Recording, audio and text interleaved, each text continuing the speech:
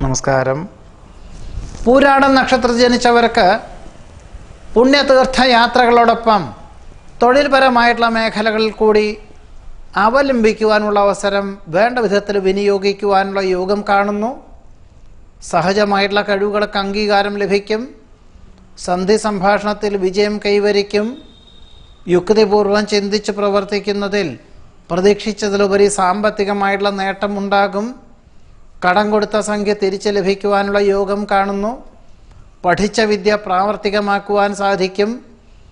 ഉദ്യോഗത്തിൽ സ്ഥാനക്കയറ്റം ലഭിക്കും. നിയതമായിട്ടുള്ള വ്യവസ്ഥകൾ പാലിക്കുന്നത് വഴി വേണ്ടപ്പെട്ടവരിൽ നിന്നും അനുമോദനങ്ങൾ കേൾക്കുവാനുള്ള യോഗമുണ്ട്.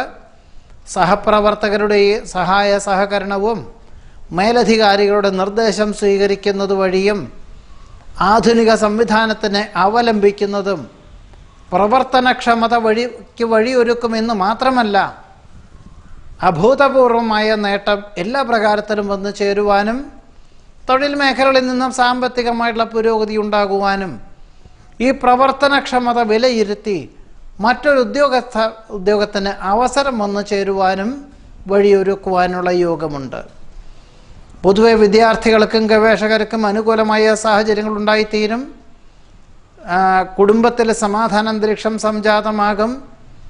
വിദേശ ബന്ധമുള്ള തൊഴിൽ മേഖലകളിൽ ആത്മാർത്ഥമായി പ്രവർത്തിക്കുന്നത് വഴി സാമ്പത്തികമായിട്ടുള്ള നേട്ടം ഉണ്ടാകും. പുതിയ തൊഴിൽ മേഖലകളിൽ ഏറ്റെടുക്കുവാനുള്ള യോഗം കാണുന്നു. ആധ്യാത്മിക ചിന്തകൾ മനസ്സമാധാനത്തിന് വഴിയൊരുക്കും. കാർഷികമായിട്ടുള്ള മേഖലകളിൽ നിന്നും സാമ്പത്തിക പുരോഗതി ഉണ്ടാകും. ഗവൺമെൻറ്റിനോട് ബന്ധപ്പെട്ടതായിട്ടുള്ള പ്രവർത്തന മേഖലകളിൽ അനുകൂലമായ സാഹചര്യങ്ങൾ ഉണ്ടായിത്തീരും. സഹജമായിട്ടുള്ള കഴിവുകൾക്ക് അംഗീകാരം ലഭിക്കും. ബന്ധുമിത്രാദികളുടെ ആവശ്യങ്ങൾ വേണ്ട വിധത്തിൽ പരിഗണിക്കും. ഏതൊരു കാര്യവും സങ്കീർണമെന്ന് തോന്നുമെങ്കിലും യുക്തിപൂർവ്വം ചിന്തിച്ച് പ്രവർത്തിക്കുന്നത് ഗുണകരമായി തീരും.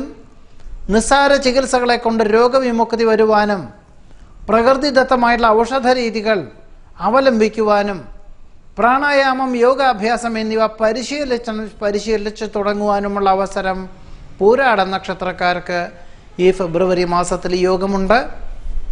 നമസ്കാരം.